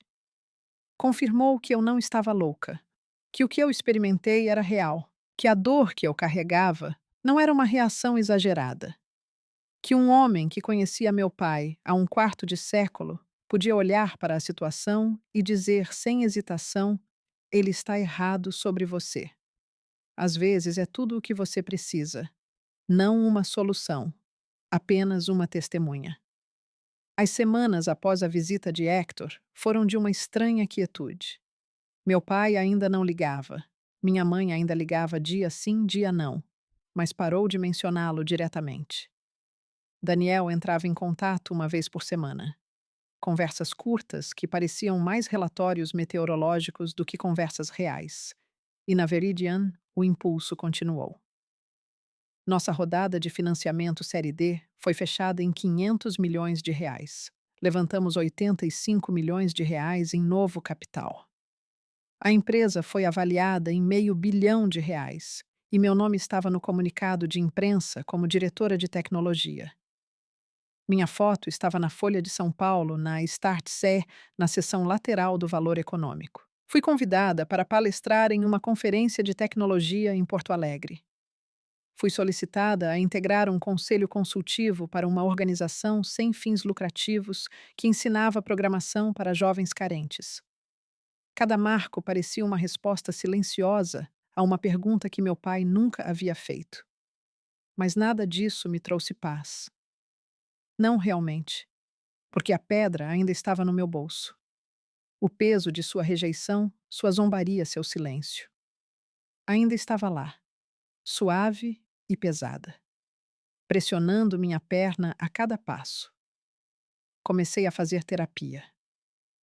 O nome dela era doutora Helena Vasconcelos, e ela atendia em um pequeno escritório perto da Vila Madalena, em São Paulo.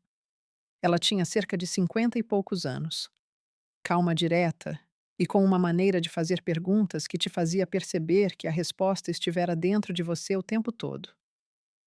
Fale-me sobre o cartão de visitas, ela disse durante nossa segunda sessão.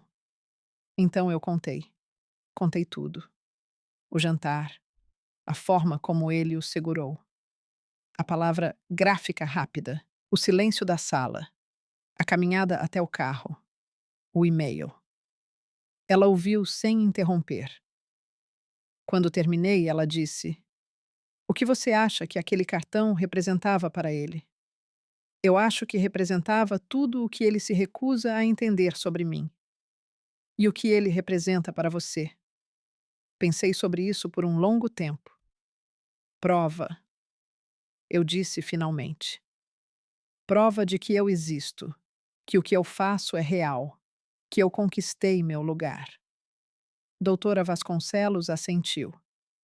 E quando ele o desconsiderou, o que aconteceu com essa prova? Não desapareceu, eu disse. Mas pareceu que sim. Por um momento sentada naquela mesa, vendo-o rir, parecia que tudo o que eu havia construído era invisível. Era invisível. Não, mas parecia. Ela se inclinou para a frente. Júlia, o cartão de visitas não é a prova. Você é a prova. O cartão é apenas papel. Seu pai pode zombar de um cartão. Ele não pode zombar do que você construiu, porque o que você construiu é maior do que qualquer coisa que ele possa segurar entre os dedos. Levei essas palavras comigo como uma armadura nas semanas que se seguiram. 4 meses depois do jantar no palacete, meu pai finalmente ligou. Era uma noite de domingo, no final de janeiro. Eu estava em casa, no meu apartamento em São Paulo, cozinhando massa e ouvindo um podcast sobre arquitetura de infraestrutura. Meu telefone tocou e, quando vi o nome na tela, quase não atendi. Ricardo Santos. Desliguei o fogão. Desliguei o podcast. Fiquei na minha cozinha, segurando meu telefone, observando-o tocar pelo que pareceu um tempo muito longo. Então, eu atendi. Júlia. A voz dele soava diferente, mais fina, mais velha.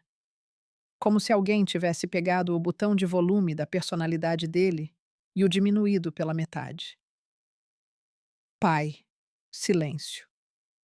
O tipo de silêncio que acontece quando alguém ensaiou um discurso na cabeça 100 vezes e depois esquece cada palavra no momento em que a cortina sobe. Preciso falar com você, ele disse. Então fale. Mais silêncio.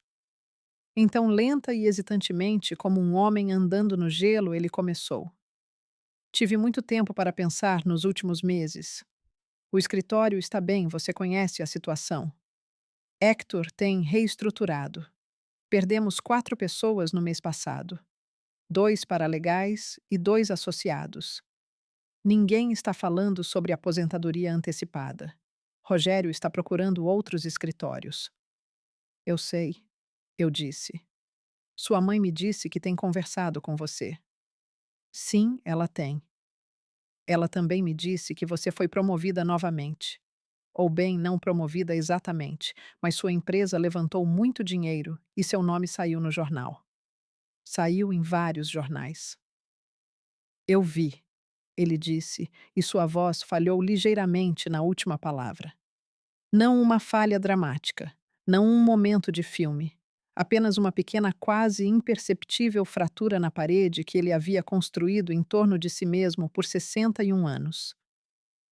Júlia, preciso te ver. Por quê? Porque eu te devo algo e não posso fazer isso pelo telefone. Quase disse não. Uma parte de mim, uma parte alta e protetora, estava gritando que isso era uma armadilha.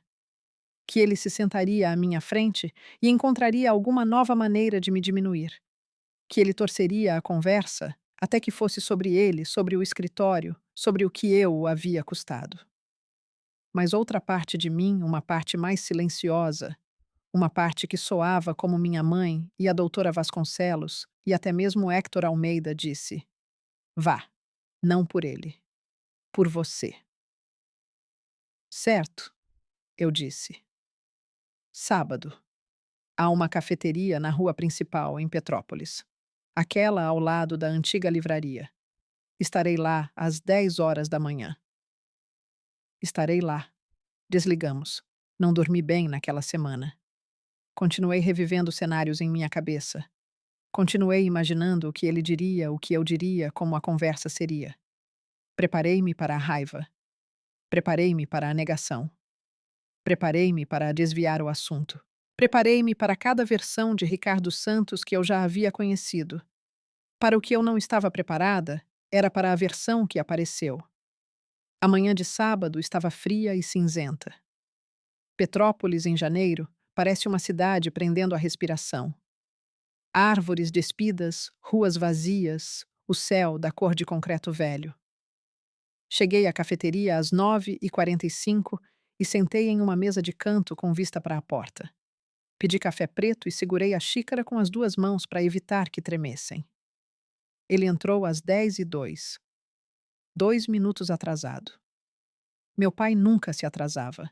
Em 32 anos eu poderia contar nos dedos de uma mão o número de vezes que ele havia chegado depois do horário marcado para qualquer coisa. Ele parecia menor. Essa foi a primeira coisa que notei. Não fisicamente menor, embora ele tivesse perdido peso, mas menor da forma como um prédio parece depois de uma tempestade. Ainda de pé, mas diminuído. A pintura descascando as janelas rachadas. Ele se sentou em frente a mim. Não pediu nada. Colocou as mãos sobre a mesa e olhou para elas por um longo tempo, como se estivesse lendo suas próprias palmas. Júlia, ele disse. Pai. Tenho tentado descobrir o que dizer a você por 4 meses. Comecei essa conversa em minha cabeça 1000 vezes. Escrevi cartas e as joguei fora. Peguei o telefone e o larguei. E toda vez eu batia na mesma parede. Que é que eu não sei como dizer o que preciso dizer. Tente, eu disse. Ele olhou para mim. Seus olhos estavam vermelhos, não de chorar, mas de exaustão.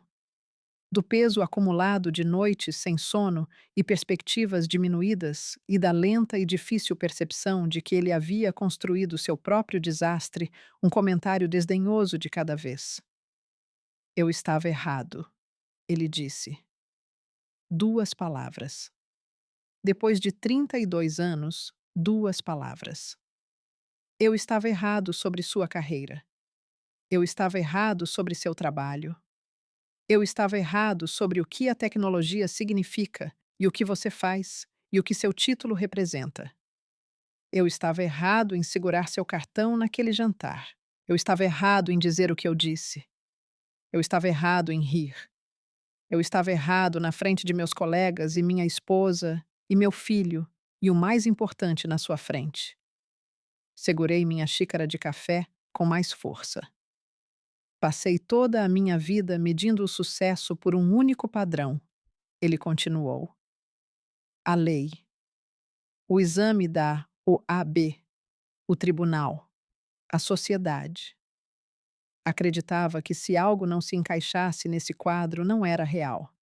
E apliquei essa crença a você de uma forma cruel e injusta, e estou começando a entender profundamente prejudicial. Começando a entender, repeti. Ele assentiu.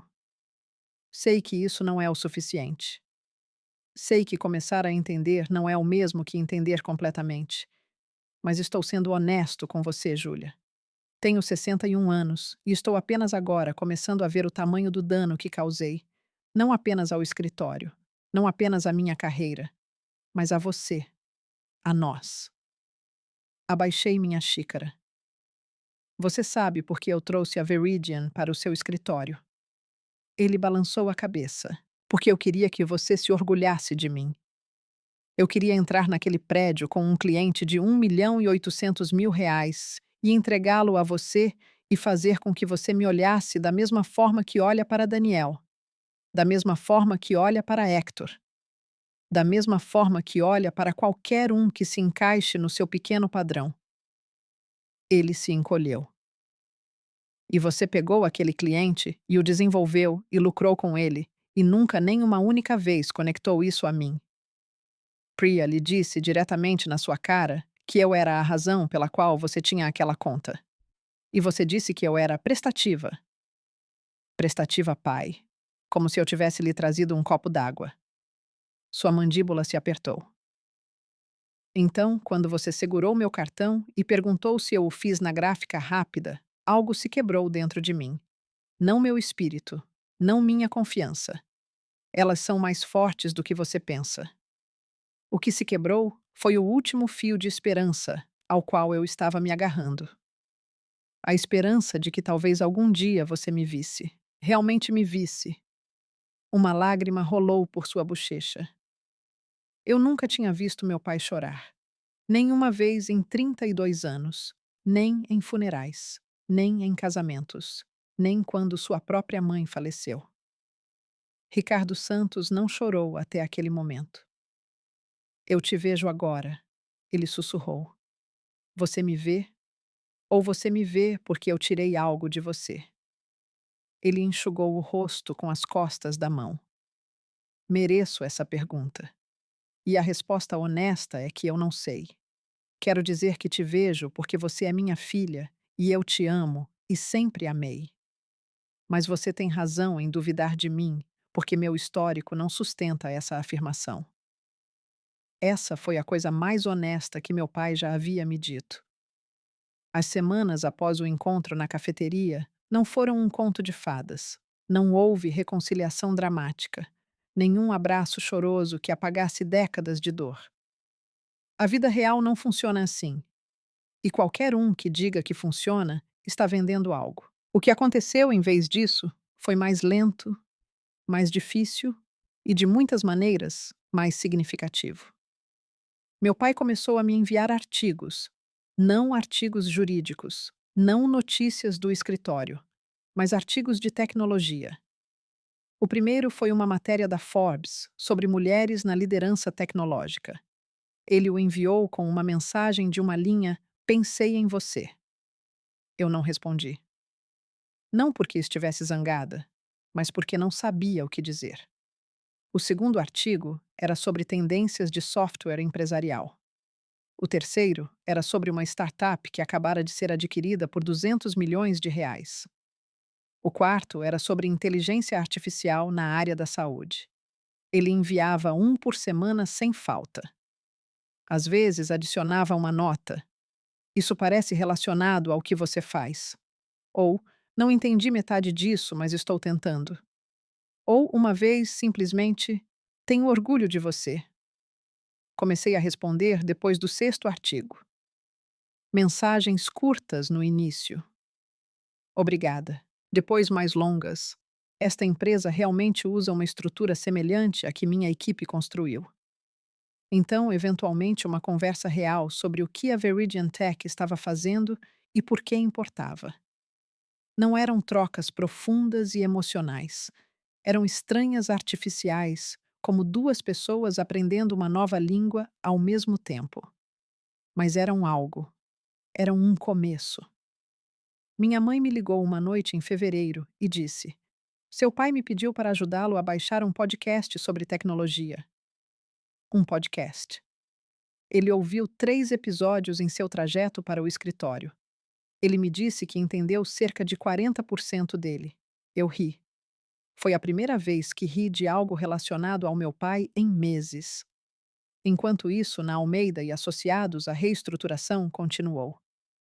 Hector trouxe um consultor que recomendou cortar as despesas gerais em 15% e diversificar a base de clientes.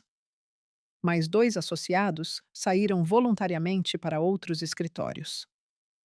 Nuno Franco anunciou sua aposentadoria antecipada. Rogério Cruz iniciou negociações com um escritório maior em Salvador sobre uma possível fusão. O papel do meu pai no escritório mudou. Ele não era mais o rainmaker, quem traz os negócios. A cara do escritório em eventos da indústria. o sócio que fechava os maiores negócios. Ele foi discretamente reatribuído para orientar advogados juniores e gerenciar a conformidade interna. Trabalho importante, mas muito diferente do centro das atenções que ele havia ocupado por 24 anos. Ele não reclamou disso, pelo menos não para mim.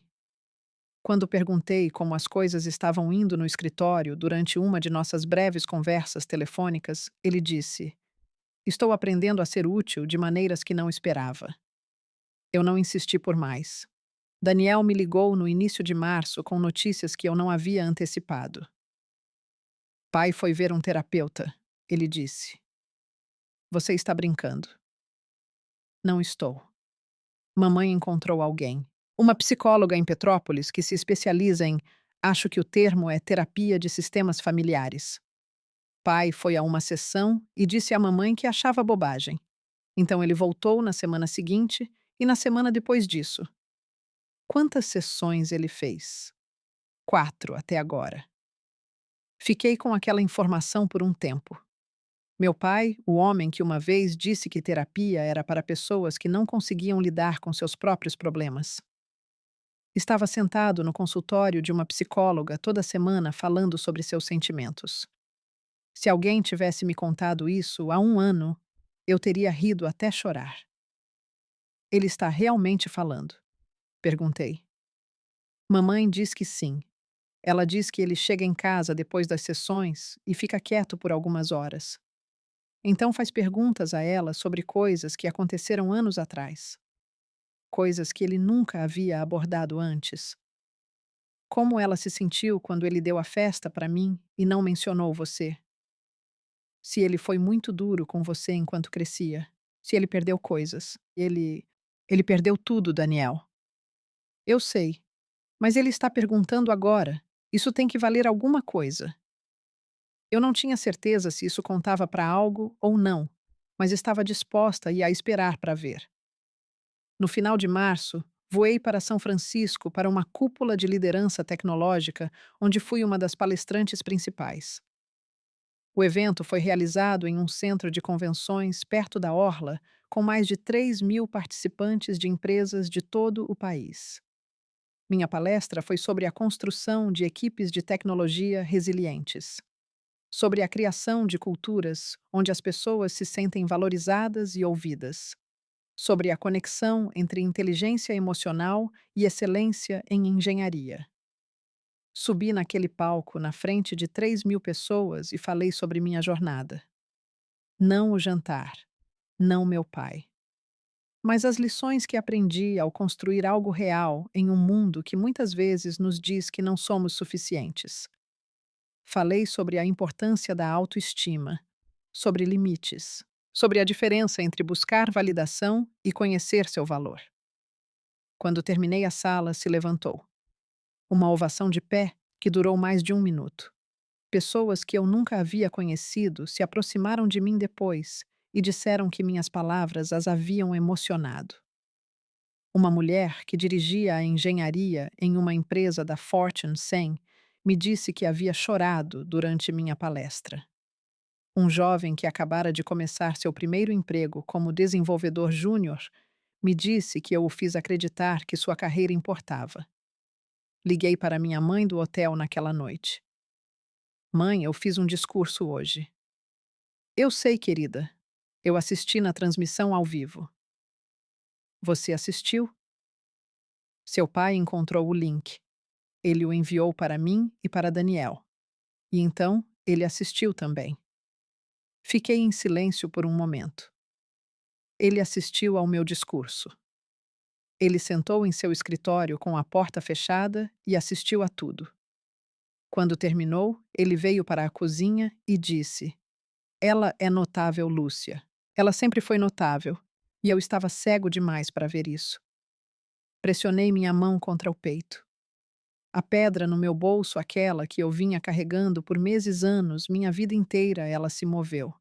Não desapareceu. Não se dissolveu. Mas ficou mais leve. Ligeiramente, imperceptivelmente mais leve. Mãe, não sei se consigo perdoá-lo. Não estou pedindo para você perdoá-lo, Júlia. Estou apenas pedindo para você deixar a porta aberta. Está aberta, eu disse. Sempre esteve aberta. Ele é quem nunca a atravessou. Talvez ele esteja caminhando agora, ela disse. Lentamente, desajeitadamente, mas caminhando. Em abril, algo inesperado aconteceu. Héctor Almeida me ligou. Não sobre a conta, não sobre o escritório. Ele ligou para me dizer que estava recomendando meu pai para uma posição no conselho de uma organização sem fins lucrativos de tecnologia jurídica em que Héctor esteve envolvido por anos. A organização desenvolvia software jurídico acessível para defensores públicos e clínicas jurídicas pro bono. Sei que isso parece estranho, Héctor disse, mas seu pai tem lido sobre tecnologia. Ele tem me feito perguntas. Perguntas reais sobre como escritórios de advocacia podem se modernizar. Ele não é um especialista e nunca será, mas ele tem paixão agora. Um tipo de curiosidade que eu não via nele há décadas. E acho que esta organização sem fins lucrativos poderia usar um membro do conselho que esteja disposto a aprender. Você quer colocar meu pai no conselho de uma organização sem fins lucrativos de tecnologia jurídica? Perguntei meio rindo. Quero dar a ele uma ponte, Héctor disse, entre o mundo que ele conhece e o mundo em que você vive. Acho que isso pode ajudá-lo a entender o que você faz, e acho que pode ajudá-lo a se curar. Eu disse a Héctor que não me opunha. Não era minha decisão a ser tomada, mas apreciei que ele me contasse. Meu pai se juntou ao conselho no mês seguinte. Ele foi à sua primeira reunião em São Paulo e me ligou depois, suando mais energizado do que eu o havia ouvido em anos. Júlia, eles me mostraram uma plataforma que automatiza formulários de admissão para defensores públicos. Você sabe quanto tempo isso economiza? Você sabe quantos casos caem nas lacunas por causa da papelada? Isso poderia mudar tudo. Eu sorri para o telefone. Bem-vindo ao meu mundo, pai. Ele ficou em silêncio por um momento. Então ele disse: Sinto muito por ter demorado tanto para chegar aqui. Eu sei. É sério, Júlia. Todos os dias eu sinto muito. Não apenas pelo jantar. Por tudo. Por todas as vezes que te fiz sentir invisível. Por todas as vezes que me virei para Daniel em vez de você. Por todas as vezes que chamei seu trabalho de coisa de computador. Eu fui pequeno. Eu fui ignorante. E eu machuquei a pessoa que mais merecia meu apoio. Isso significa muito, pai. Eu sei que não posso desfazer isso, mas vou passar o tempo que me resta tentando consertar as coisas. Eu acreditei nele. Não porque suas palavras fossem perfeitas. Não porque ele, de repente, tivesse se tornado o pai que eu sempre quis. Mas porque eu podia ouvir o esforço em sua voz. O esforço de um homem que estava aprendendo a ser alguém que nunca havia sido e fazendo isso imperfeitamente, desajeitadamente, um passo tropeçante de cada vez. Quando o verão chegou, o cenário da minha vida havia mudado de maneiras dramáticas e sutis. Na Veridian Tech, havíamos crescido para mais de 550 funcionários. O financiamento da Série D acelerou nossa expansão para mercados internacionais. Abrimos um pequeno escritório em Londres e começamos a integrar clientes no Reino Unido e na Alemanha. Minha equipe havia crescido para 110 engenheiros, e eu estava dedicando cada vez mais meu tempo a parcerias estratégicas e à visão de produto de longo prazo, em vez do gerenciamento técnico diário. Priya me chamou em seu escritório uma tarde em junho e me disse que o conselho de administração queria discutir um plano de sucessão para a próxima fase de crescimento. Estamos em uma trajetória para abrir o capital nos próximos 18 a 24 meses, ela disse. O Conselho quer garantir que nossa equipe executiva esteja firme, e isso significa formalizar seu papel de uma forma que reflita sua contribuição real para esta empresa. O que isso significa? Significa que o Conselho quer lhe oferecer participação acionária adicional e um assento à mesa durante o processo de IPO. Você não seria apenas a CTO. Você faria parte da equipe executiva fundadora que leva esta empresa a público. Eu a encarei. Priya, eu não era fundadora. Você construiu a tecnologia que tornou esta empresa o que ela é hoje. Você projetou a arquitetura da plataforma. Você contratou e desenvolveu a equipe de engenharia. Você nos trouxe a estrutura de conformidade que nos permitiu integrar clientes da Fortune 500. Em todos os sentidos que importam, Júlia, você é uma fundadora. Aceitei a oferta. O pacote de participação acionária valia no papel algo entre R$ 4 milhões e R$ 7 milhões, dependendo da avaliação final do IPO. Assinei os documentos em uma sala de conferências silenciosa no 14º andar com Shanti Kapoor como testemunha, e quando larguei a caneta pensei no meu pai. Não com raiva, não com triunfo. Apenas com um reconhecimento silencioso de que a garota que construía aplicativos em seu quarto, a adolescente que aprendeu a programar sozinha, a jovem que foi informada de que sua paixão era apenas um hobby, estava agora sentada sobre milhões de reais em participação acionária em uma empresa que estava prestes a abrir o capital. Eu não liguei para contar a ele. Algumas coisas não precisam ser anunciadas, elas simplesmente existem.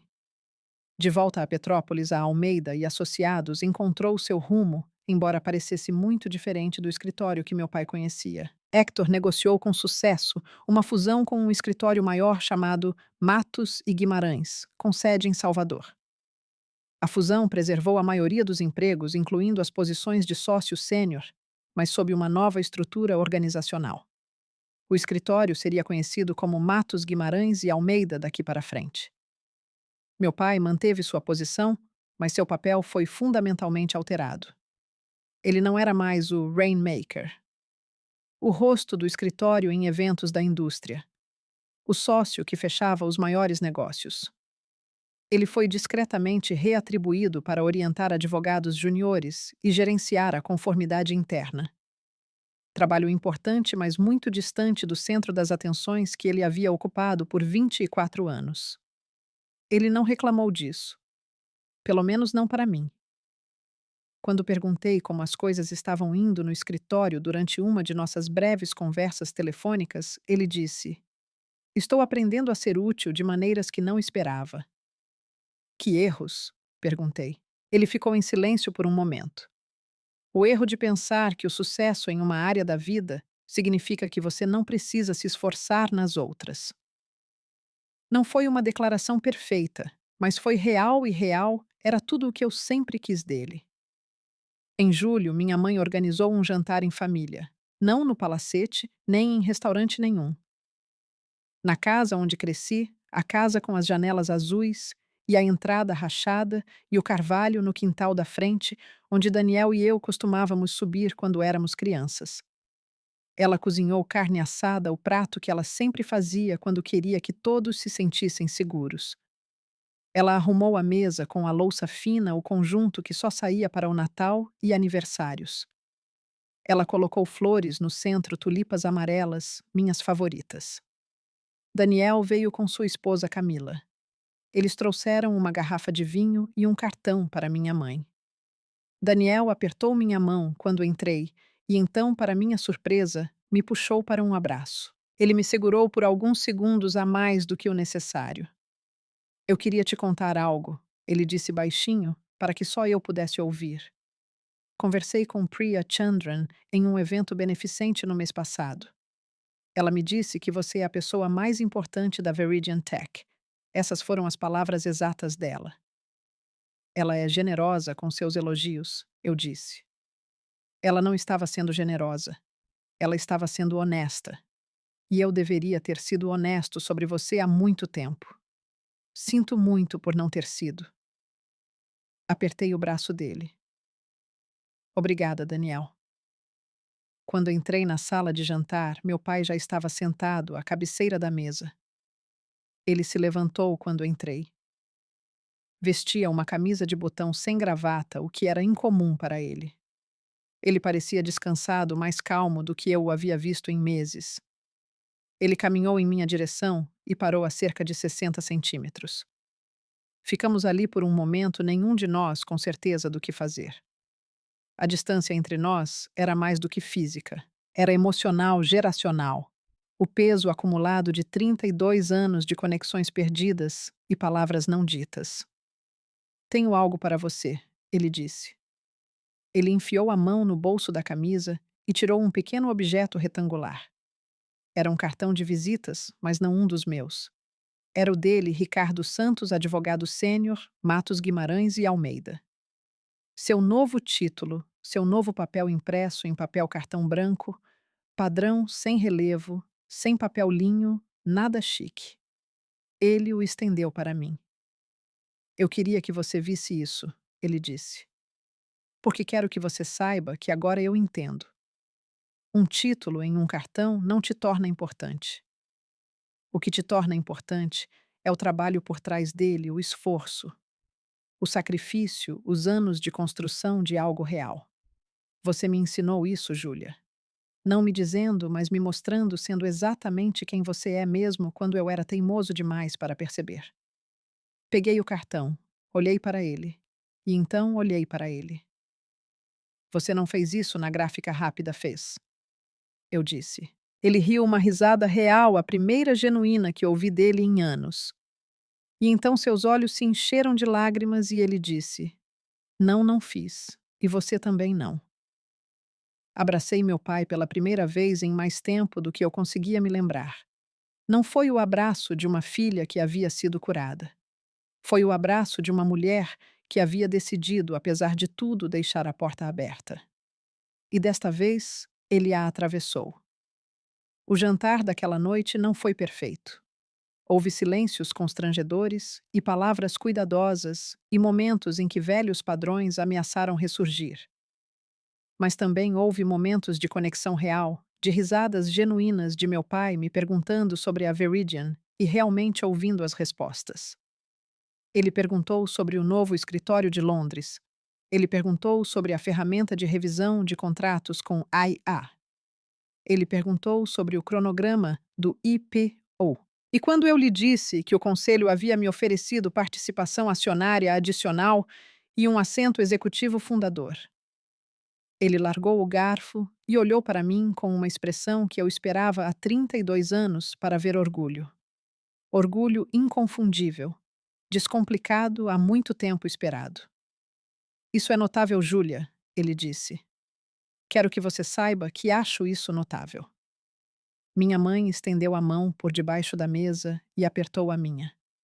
Depois do jantar, ajudei minha mãe a lavar a louça enquanto os homens se dirigiam para a sala de estar. Ela me entregava os pratos um por um e trabalhamos em um silêncio confortável por um tempo. Obrigada, ela disse eventualmente. Pelo quê? Por vir hoje à noite, por dar a ele outra chance, por ser forte o suficiente para ir embora e corajosa o suficiente para voltar. Eu voltei por você, mãe. Ela balançou a cabeça. Você voltou por si mesma, e essa é exatamente a razão certa. Ela estava certa. Eu não voltei porque meu pai merecia. Eu voltei porque merecia parar de carregar o peso de sua rejeição. Eu voltei porque apegar-se à dor, mesmo a dor justificada, eventualmente se torna mais pesado do que aquilo que a causou. Eu voltei porque havia construído uma vida que era forte o suficiente para incluir pessoas difíceis, até mesmo as pessoas que mais me machucaram. Voltei para São Paulo naquela noite com as janelas abertas, o ar quente do verão no meu rosto e a pedra no meu bolso. Finalmente começando a se dissolver. Um ano depois, a Veridian Tech abriu seu capital. O KIA-O foi em uma quinta-feira de outubro, exatamente 13 meses após o jantar no Palacete, onde meu pai segurou meu cartão de visitas entre os dedos e perguntou se eu o havia impresso na gráfica rápida. Eu estava no pregão da Bolsa de Valores em Nova York, cercada pela minha equipe, meus colegas, minha CEO, e assisti ao símbolo da ação entrar ao vivo. V TEC. Esse era o nosso símbolo. 4 letras em uma tela que representavam 5 anos da minha vida. 120 engenheiros, milhares de linhas de código, noites sem dormir, e a crença de que o que eu construí importava. A ação abriu a R$ 28 por ação. Ao final do primeiro dia de negociação, estava em R$ 34. Minha participação acionária, aquela que eu havia assinado em uma sala de conferências tranquila, no 14º andar, valia pouco mais de R$ 6 milhões. R$ 6 milhões de uma carreira que meu pai havia chamado de coisa de computador. Priya estava ao meu lado no pregão e disse: Sabe quando te contratei, eu disse a Shanti que você mudaria esta empresa. Ela disse que eu estava sendo dramática. Eu disse a ela para esperar para ver. E ela me deve um jantar. Nós rimos. O tipo de risada profunda, aliviada e alegre que vem no final de uma longa jornada quando você percebe que realmente conseguiu. Liguei para minha mãe do pregão. Ela atendeu no primeiro toque. Querida, eu vi no noticiário. Estou tão orgulhosa de você. Obrigada, mãe. Seu pai também está assistindo. Ele está sentado em frente à televisão desde esta manhã. Ele está bem. Ele está chorando. Ela disse suavemente. Ele está sentado em sua cadeira, com seus óculos de leitura, assistindo seu nome rolar na parte inferior da tela, e ele está chorando. Pressionei o telefone contra o ouvido e fechei os olhos. Por um momento, o barulho do pregão desapareceu, e tudo o que eu podia ouvir era a respiração da minha mãe e o som fraco de uma televisão ao fundo, transmitindo a notícia da coisa que eu havia construído. Diga a ele que eu disse obrigada, eu disse. Pelo quê? Por assistir. Depois do IEP, minha vida mudou de maneiras que foram esperadas e surpreendentes. A segurança financeira foi transformadora, não porque eu me importasse com o dinheiro em si, mas porque significava que eu nunca mais teria que me preocupar. Paguei meus empréstimos estudantis, ajudei minha mãe a reformar a cozinha de que ela vinha reclamando há uma década. Criei um fundo universitário para os futuros filhos de Daniel e Camila. Doe R$ 200 mil para a organização sem fins lucrativos de tecnologia jurídica, onde meu pai agora atuava no conselho. Essa última foi deliberada. Eu queria que a doação viesse de mim, do meu nome da carreira que havia sido zombada em uma mesa de jantar. Eu queria que ela financiasse o mesmo tipo de trabalho que meu pai estava aprendendo a respeitar. E eu queria que ele soubesse que a ponte entre o mundo dele e o meu não estava queimada. Ela foi reconstruída mais forte do que antes, feita de algo mais durável do que o orgulho. Meu pai não disse muito sobre a doação quando descobriu. Ele me enviou uma mensagem de texto que dizia: Obrigada, Júlia. Isso fará uma diferença real. Curto, simples, honesto. Nos meses seguintes, meu relacionamento com meu pai continuou a evoluir. Nunca seria fácil. Você não desfaz 32 anos de dano com algumas ligações e um jantar de carne assada. Mas estávamos tentando nós dois. Ele veio a São Paulo em novembro e visitou os escritórios da Veridian. Eu lhe dei um tour. Mostrei a ele o andar de engenharia, onde 110 pessoas trabalhavam nas plataformas que atendiam clientes em 12 países. Mostrei a ele a sala de servidores, o laboratório de testes, o estúdio de design, onde nossa equipe de UX criava as interfaces com as quais as pessoas interagiam todos os dias. Eu o apresentei a Priya, que apertou a mão dele e disse: Sua filha é a melhor tecnóloga com quem já trabalhei. Ele olhou para Priya e disse: Eu sei. 2 palavras, mas elas carregavam o peso de tudo o que ele havia falhado em dizer por 32 anos. Mais tarde, naquele dia, sentamos em meu escritório. Ele olhou ao redor para as estantes de livros, o quadro branco coberto com diagramas de arquitetura, os recortes de imprensa emoldurados à janela com vista para o centro de São Paulo. Isso é seu, ele disse, não como uma pergunta, mas como uma afirmação. Isso é meu. Ele assentiu. Passei toda a minha vida construindo algo em um escritório de advocacia e é um bom trabalho, um trabalho importante. Mas cometi o erro de pensar que era o único tipo de trabalho que importava. Medi tudo e todos, incluindo você, contra esse único padrão. E ao fazer isso, perdi a coisa mais extraordinária que já aconteceu na minha vida. O que foi isso? Assistir minha filha se tornar alguém maior do que eu jamais fui. Olhei pela janela. A luz da tarde estava diminuindo sobre a cidade, transformando os edifícios em ouro e âmbar. Pensei na garota do quarto, aquela que aprendeu a programar sozinha aos 14, aquela que construiu um aplicativo para um dentista aos 18, aquela que dirigiu para o ITA com um cheque da mãe e um coração cheio de determinação teimosa. Aquela garota não precisava da aprovação do pai para construir sua vida, mas tê-la agora tarde e imperfeita e conquistada através da dor de ambos os lados significava algo. Não tudo, mas algo. Pai, eu disse, quero te dizer algo que deveria ter dito há muito tempo. O quê? Não estou mais zangada. Ele piscou. Não está? Não. Carreguei isso por muito tempo. A raiva, o ressentimento, a sensação de ser invisível na minha própria família. Era pesado. Moldou como eu me movia pelo mundo. Me fez trabalhar mais duro, o que era bom. Mas também me deixou mais solitária, o que não era. Ele ouviu sem interromper. Quando enviei aquele e-mail do estacionamento no Palacete, eu não estava tentando te punir. Eu estava tentando me salvar. Eu estava traçando uma linha que eu deveria ter traçado anos atrás. E sim, isso teve consequências para o escritório e para você, mas também teve consequências para mim.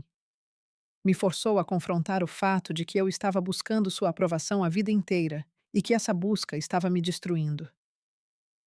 Eu não sabia, ele disse baixinho. Você não queria saber. Há uma diferença. Mas não estou dizendo isso para te machucar. Estou dizendo porque é a verdade. E aprendi que a verdade, mesmo quando é desconfortável, é o único fundamento forte o suficiente para construir algo real. Ele estendeu a mão sobre a mesa e colocou-a sobre a minha. Era um gesto incomum. Não éramos uma família que se tocava facilmente, mas a mão dele era quente e era firme e permaneceu ali. Nunca entenderei completamente o que você faz, Júlia. A tecnologia, o código, as plataformas está além de mim. Mas eu entendo o que é preciso para construir algo do nada. Eu entendo a determinação. Eu entendo o sacrifício. E eu entendo agora que essas qualidades não pertencem a nenhuma profissão. Elas pertencem a você. Virei minha mão e segurei a dele. Eu te amo, pai. Eu te amo, Júlia. Eu sempre te amei. Fui apenas muito estúpido para demonstrar. Ficamos sentados assim por um tempo pai e filha em um escritório de vidro no 14º andar de um edifício que representava tudo o que ele havia passado décadas desdenhando. E no silêncio entre nós, algo se curou. Não completamente. Não perfeitamente. Mas o suficiente para recomeçar. Olhando para trás agora, percebi que a história do meu cartão de visitas nunca foi realmente sobre um cartão de visitas. Era sobre o que significa ser vista, ser reconhecida. Ter as pessoas que deveriam te amar mais. Realmente reconhecerem quem você é e o que você construiu. Meu pai passou 32 anos olhando através de mim. Ele olhava para Daniel e via um legado. Ele olhava para mim e via um hobby. E quando eu lhe entreguei um cartão que provava o contrário, ele não conseguiu processar. Então ele riu. Ele zombou. Ele desviou. Porque admitir que sua filha havia construído algo extraordinário, fora do seu quadro de compreensão, teria exigido que ele expandisse esse quadro. E pela maior parte de sua vida, ele não estava disposto a fazer isso. O jantar no palacete foi o ponto de ruptura. mas também foi o começo. Forçou a ambos a confrontar o que estávamos evitando. Ele com sua desconsideração, eu com meu silêncio. E embora o caminho desde então tenha sido longo e irregular e cheio de momentos em que eu não tinha certeza se conseguiríamos, posso dizer agora, estando do outro lado, que estamos melhores do que éramos. Não perfeitos, nunca perfeitos, mas melhores. Meu nome é Júlia Santos, tenho 32 anos, sou diretora de tecnologia de uma empresa de capital aberto. Tenho uma equipe que me respeita, uma carreira que me realiza, uma mãe que nunca parou de acreditar em mim, um irmão que finalmente encontrou sua voz e um pai que está aprendendo um passo tropeçante de cada vez a me ver por quem eu sou. E meus cartões de visitas são impressos em papel linho com letras em relevo. Não na gráfica rápida, não em casa, em uma gráfica profissional e com o nome de uma empresa que ajudei a construir do zero. Se você está assistindo a isso e já se sentiu invisível em sua própria família, se alguém que você ama já desconsiderou seu trabalho ou zombou de seus sonhos, ou fez você sentir que o que você faz não é real, quero que você saiba de algo. Você é real. Seu trabalho é real. Seu título, seu esforço, suas noites sem dormir, seus sacrifícios. Tudo isso é real, e você não precisa da permissão de ninguém para se orgulhar do que construiu, nem do seu pai, nem da sua família, nem de ninguém. Trace seus limites, proteja sua paz. E nunca jamais deixe a incapacidade de outra pessoa de ver seu valor fazer você questioná-lo. Se esta história ressoou com você, eu apreciaria se você pudesse clicar no botão curtir e se inscrever no canal. E se você tem uma história sua sobre limites, sobre família, sobre encontrar seu valor em um mundo que tentou te diminuir, compartilhe nos comentários. Estarei lendo cada um deles.